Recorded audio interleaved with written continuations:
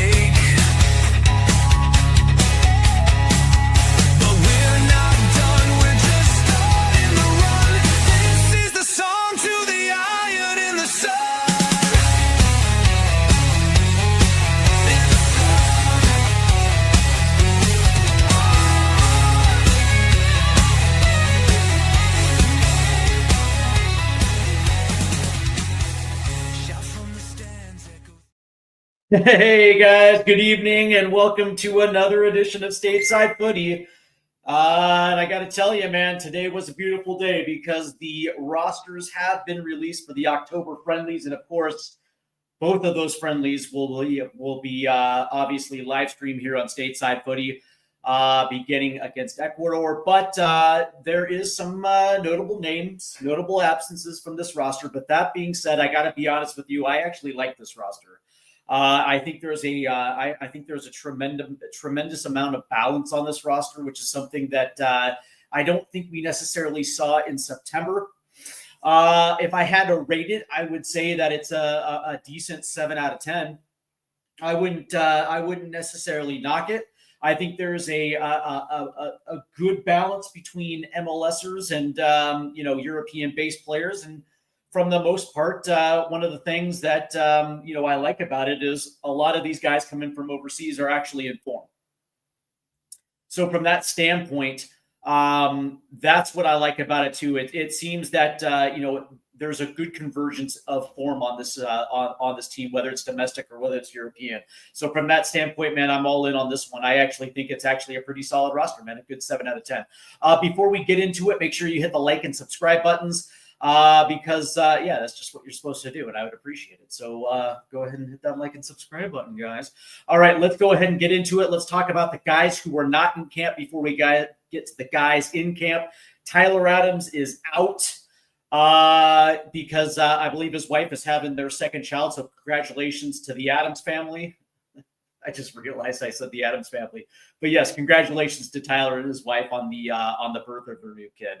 That's always a beautiful thing, and I wish the newborn child health and all that good stuff. It's a good day. All right, so Yunus Musa did not make this team, and it's not necessarily surprising because Yunus just really has not played a lot of football, and so there's going to be a question of form. Now, a lot of people will just assume because he plays for Atalanta that he has the ability just to come in and turn it on. But that being said, I think Mauricio Pochettino today in his press conference said it absolutely eloquently. It's not about what you did yesterday. It's not about what you're going to be doing in November. It's exactly what you're doing right now. And then, outside of the good string midweek in the Champions League for Atalanta, Yunus Musa has been averaging 6 minutes. 6 minutes a match. He's coming at the end of the match, not necessarily getting going. And there was also, now there's a lot of people questioning whether or not that was the right move to Atalanta. Although I actually didn't necessarily dislike it because he's actually going to, at least be at his position, his preferred position. So now it's just up to him to get minutes. So that's not necessarily surprising to see Musa off this list. Gio Reyna, Johnny Cardoso, and Serginho Dest are dealing with injuries, and the question between Dest and Reyna is whether or not these injuries are actually serious. And whether these are going to hold them out for multiple weeks to the point where they're going to be completely eligible for the November window, that is yet to be seen. But it sounds like with Reyna and Dest, it sounds like they're actually minor injuries. And so from that standpoint, you would probably assume that with the proper amount of rest, potentially over this break, that they might be able to get back into their good graces post the October window. Johnny Cardoso is obviously dealing with the ankle injury. That's going to be something a little bit different. Josh Sargent, unfortunately, may or may not have ran out of chances. And it's too bad, too, because I like the way that Josh plays. But let's be perfectly honest, right? When you get called into the national team, there is an expectation of performance, and he's been given a tremendous amount of opportunities. And unfortunately, he just has been able to take advantage of it. It's too bad, too. But that being said, it's, when you look at a guy like Haji Wright, who is performing and probably deserved to be on that September roster, it's not wholeheartedly surprising to see Haji on that one and Josh left off. And, of course, Joe Scally's kind of the biggest one. And when you consider that, when you look at the wing-back, fullback, tandem that was brought into this one, only carrying 3, and Joe Scally wasn't necessarily that, and I can understand it a little bit.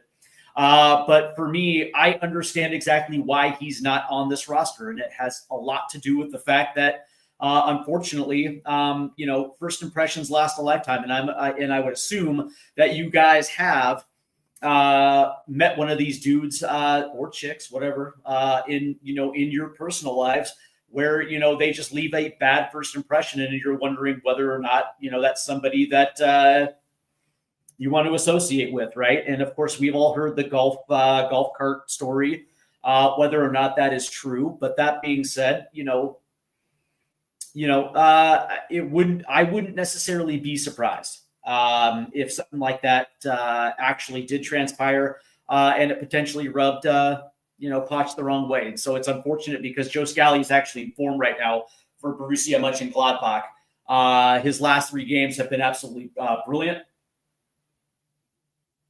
Granted, Borussia Mönchengladbach isn't necessarily playing well at the moment, but it's not his fault that they're not playing well. He's actually been one of the bright stars. But let's get into this one, and we're going to start right here at goalkeeper because it is, let me pull this up too. Bloop, there it is. Our goalkeepers for this one, there's 4 for some crazy reason on the 26-man roster. The question, I guess this might be an opportunity for Poch to get a look at least at another keeper, which probably would be Chris Brady, but Matt Freese and Matt Turner are back in. The U.S. men's national team's number 1 and number 2. And the question that I have for this window specifically is, are both of these keepers going to get playing time this window? The one thing that I will say about Matt Turner is the fact that he came back to Major League Soccer and he has been playing. Listen, that is a train wreck in New England. It just is what it is. And getting Matt Turner through the door wasn't going to change that bad back line of the New England Revolution, and it is what it is. But that being said, he is in form and he is in camp, and so the question is whether those two are going to split the 2 games between Ecuador and Australia, or is this just going to be again Matt Freese's 2 matches? Regardless, he's the number 1. I just didn't understand the need for 4 in this group. But that being said, maybe this is just he wants to get an extra look at another keeper, and this is a good excuse to bring 4 in. I want to welcome Adrian, Spurs Diehards TTID. Good evening, Steve. Good evening, Adrian. Hope you're doing well, man. And of course, we have Leeds United this weekend, so that's going to be fun. Again, this is much to do about nothing from the goalkeepers. I actually had Freese and Turner in, but I also had Ethan Horvath because I didn't think the 3rd goalkeeper even really matters in this case, let alone the 4th. For me at least, it just means that Pochettino wants to look at Brady and Schulte again. And of course, Schulte really hasn't necessarily been playing well for Columbus Crew. As a matter of fact, Crew just haven't looked great at all towards the second half of the season. which is kind of surprising considering Wolf Renatzi is one of the better coaches. It just is what it is. They played a lot of football over the last 3 years, and it's not necessarily surprising to see where they're on the East. But again, this feels like this is going to be a Matt Freeze in 2 straight matches type of situation. Turning to the center backs here, Chris Richards and Tim Ream, not surprising. Those two are essentially mainstays for Mauricio Pochettino, and of course you get I guess you could say the best on the ball defender in Tim Ream. Chris Richards, who is absolutely killing it with Crystal Palace, playing on the right side of a back 3. And so from that familiarity, it wouldn't surprise me if, Mauricio Pochettino continues to roll with the back 3. And this is probably going to give Mark McKenzie an opportunity to get into the starting lineup. And I think that's something that we've all been asking for, considering he also plays on the right side of the back 3 in Toulouse. But that being said, this is also potentially an opportunity for Cameron Carter-Vickers to get some playing time, which again wouldn't surprise me. But that being said, the 4 center backs he got right. Listen, it is what it is, but these are the best 4 center backs that we have in the pool. Bar none, it just is what it is, right? Cameron Carter-Vickers plays for Celtic.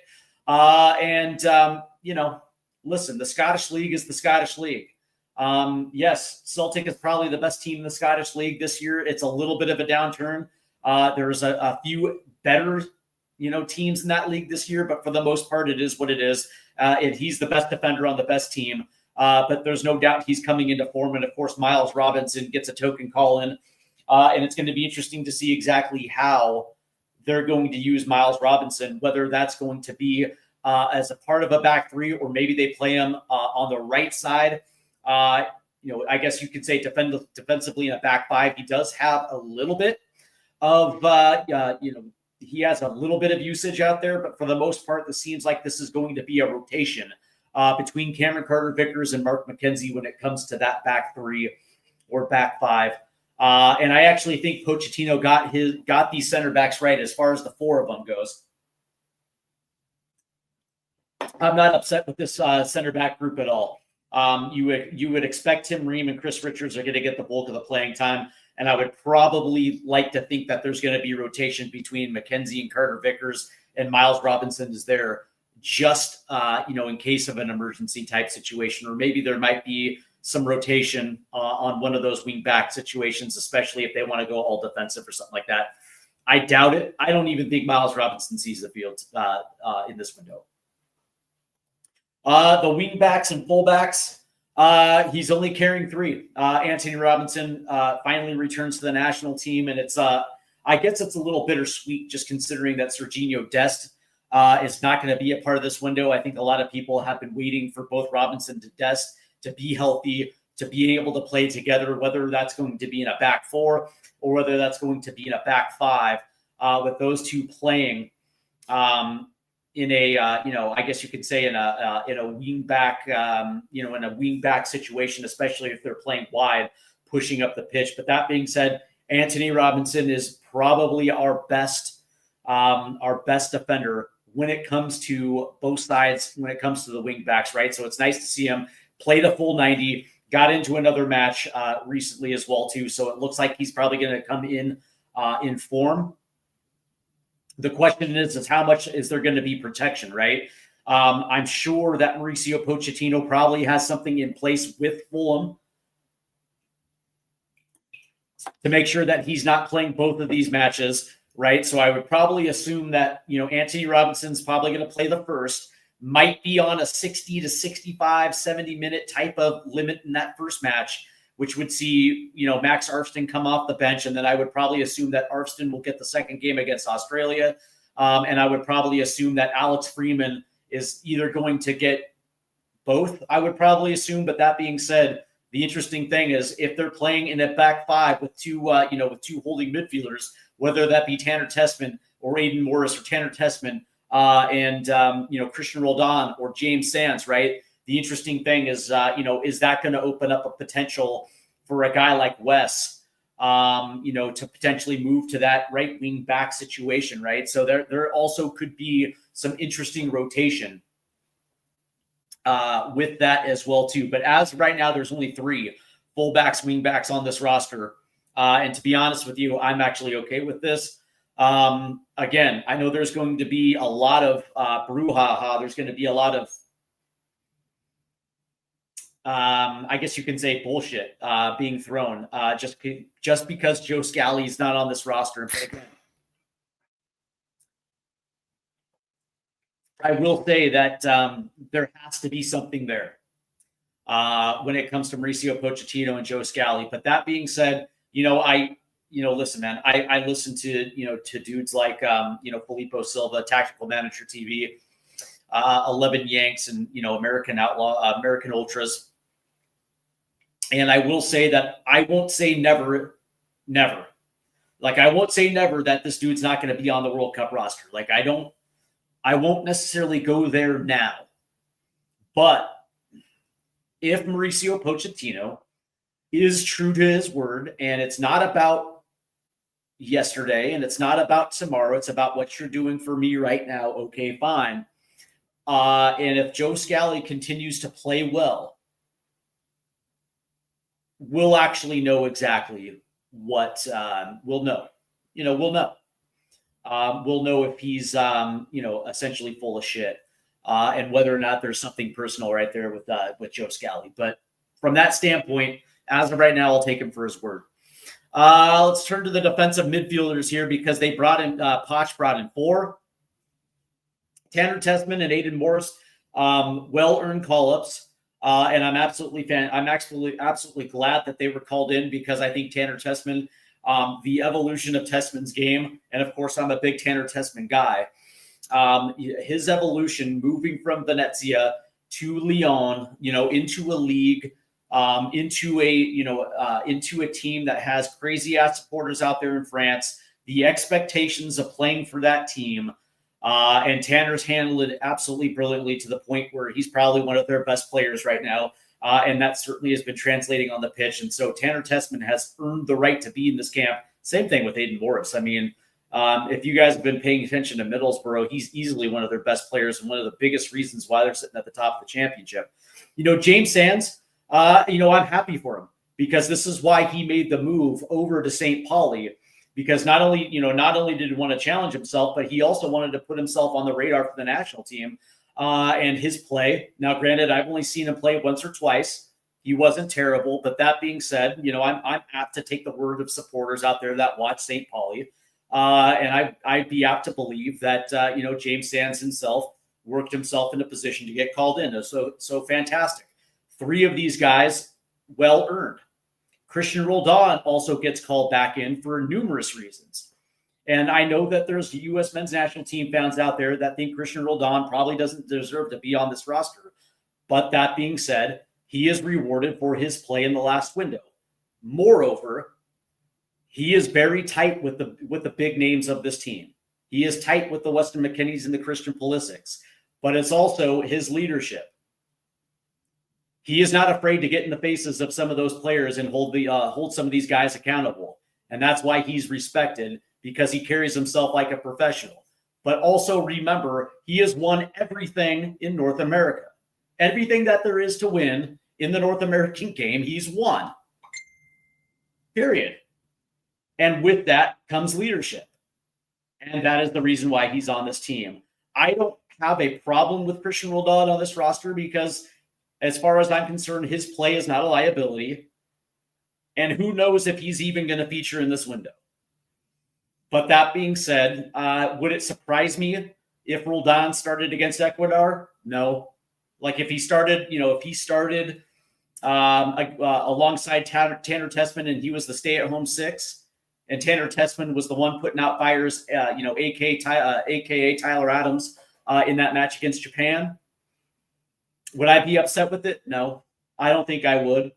And I also think Mauricio Pochettino absolutely loves Christian Roldan, which is exactly what he said in his presser. So from that standpoint, all 4 of these guys probably deserve to get called in.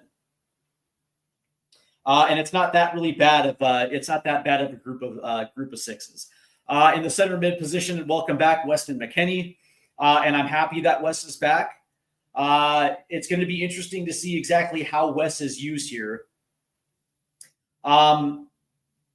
if we're playing a back four and we're playing a double pivot, I can see West, in that box to box role, which is probably his best role. And I think he's going to be fine. But then again, what happens if we go to a back five, and we decide to play West on that right hand, that right wing back slot? Would West be able to hold his own? Yeah, I think he probably would. And it probably gives the U.S. a little bit of a different dynamic. But that being said, one of the things I like about West is he's got a track record of coming good. And the question is whether or not this really was a test, or was this just an opportunity like the last couple of windows? Was it really just an opportunity of, Pochettino just trying to find a diamond in the rough somewhere, knowing that West was eventually going to get called back in? We really don't know. But, as far as I'm concerned, West needed to get back into the national team fold, and I'm glad he's back. I would probably assume that, he's one of our top 8 players on this national team, and I would probably assume that from here on out, West gets called back in. I wouldn't say regardless of his situation at Juventus. If he falls out of favor and isn't playing, I'm sure he doesn't get called in. But that being said, as of right now, welcome back, Wes. Moving to the center attackers, and again, this is all based on a 3-4-2-1. Christian Pulisic and Malik Tillman, for me, are starting as the 2 high 10s underneath Balogun. And I would probably assume everybody else would probably have those 2 guys in. Diego Luna gets called back in, which, again, it's not a surprise. I think there's something about Luna's temperament that Mauricio Pochettino loves.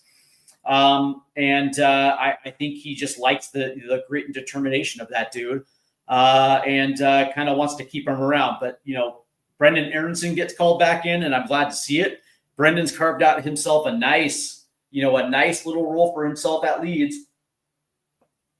And the fact that he's actually not playing all that terribly with Leeds. And it looks like as of right now, they're probably going to be one of 2 teams that might stay up. The points tally, and if that thing, you extrapolate that out the course of the season, it looks like maybe Leeds stays up. Right now, Brendan's doing everything right at Leeds. The only thing he needs to do is add some goals to that, but it is what it is. Alex Zendejas comes back in, and I'm glad, because he's literally playing as Club America's best player right now in Liga MX. And of course, he's coming off the September window with that goal against Japan. So, Pochettino said he had to reevaluate it, and I'm glad that he did. And Timmy Weah is coming back in. And that's another one. That's another one, right? Where, if you have a guy like Timmy Weah on your roster, it almost makes you feel like you're going to have to play with 3 up top, right? And I guess you could say using traditional wingers, right? Because the question is whether or not you're going to be comfortable with a guy like Timmy Weah playing as a wing back, right? Now, I understand he's got the experience. He's done it. But the question is, are you comfortable with him defending? I don't know. I haven't seen enough of it for me to be comfortable with it, but the idea that you're losing anything in the attacking goes away, because that's why you put him out there, because of his speed, his physicality, and his ability to play something into the box, right? Opposite a dude like Jedi Robinson makes you wonder a little bit whether or not that would work out. And it's something that I kind of want to see in this window, right? Maybe not against Ecuador, but against Australia, would I have a problem with it? Not at all. And again, the reason why I have these listed as center attackers is because I think moving forward, this is something that makes a lot of sense for this crew. Most of these guys play in this formation in Europe, and most of these guys are pretty comfortable in it. And I think that, having Tim Weah on this roster, being able to have that flexibility, because, if you want to play him as a central attacker, you can. If you want to play him underneath almost as a false 9, maybe you can, although I think that kind of negates his strength. Or if you want to play him out wide, you can. and I think he's got the physicality and the pace to get it done. Turning to the strikers now, Balogun's back in, and one of the things that I wanted to see with Balogun returning from that September camp is a little consistency. We didn't necessarily get it, but that's okay. That's perfectly okay. Obviously Balogun right now is striker 1. If all things are equal, the question really becomes, is Pepe going to put himself in a position to potentially take that? And is Pepe the right choice as number 1? Or is this going to be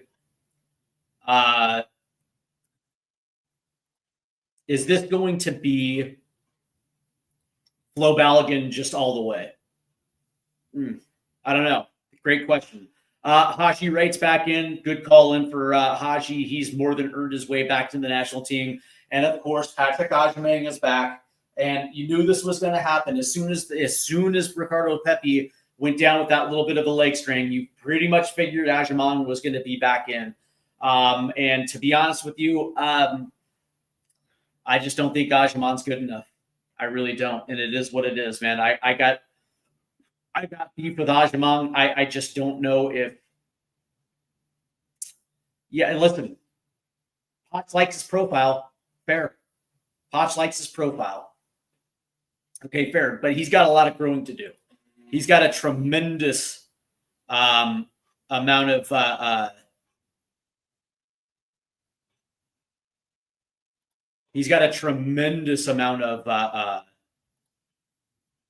growing left to do. I just don't think he's ready. That's all I'm going to say about that. But outside of that, man, that's the rosters. And I got to say, from the outlet, man, we got we got most of our first team in, and it looks like this team is good enough to do something. The question is what is going to be the primary formation, and exactly how are some of these guys going to get deployed. But that being said, I think the foundation was set against Japan. And I would love to see that against Ecuador. The question is exactly how Ecuador is going to set up against us and whether it's actually smarter to go with a back 4 or a back 3 against Ecuador. So that's going to be interesting to see that. I would probably assume we're going to see a back 3 against Australia. I have a feeling we're going to roll Australia. But that being said, man, it's that first one on October 10th, man. So we'll see how that one goes. Outside of that, again, man, I loved it. I think this roster is exactly I think it's exactly what we wanted to see. Yes, I know there's going to be people that complain about Arfston, that are going to complain about, Christian Roldan or Patrick Agyemang. But that being said, man, we got some of the guys that everybody was clamoring for in. And this team looks night and better than what we saw in September. So from that standpoint, I give it a 7 out of 10. And I don't necessarily have a problem with this roster at all. I really don't. From my standpoint, this is good enough to get 2 wins. And I'll just leave it at that. I'm going to call it good because this was only going to be a short. We went over everything. And, from that standpoint, I think, again, man, I think this roster is good. So make sure you hit the like and subscribe buttons. We will be back tomorrow with our weekend content. And of course, as we shift back to the Premier League, and of course, as this thing moves forward, as we get closer to the October break, man, we're gonna, obviously, we're going to be doing both live streams against Ecuador and Australia. And on Monday, obviously, we have our USMNT Yanks Abroad. On Tuesday, we will be talking exactly how this team sets up against Ecuador and what we can expect. And then, of course, we have the live streams both against Ecuador and Australia. So until then, you guys have a great night.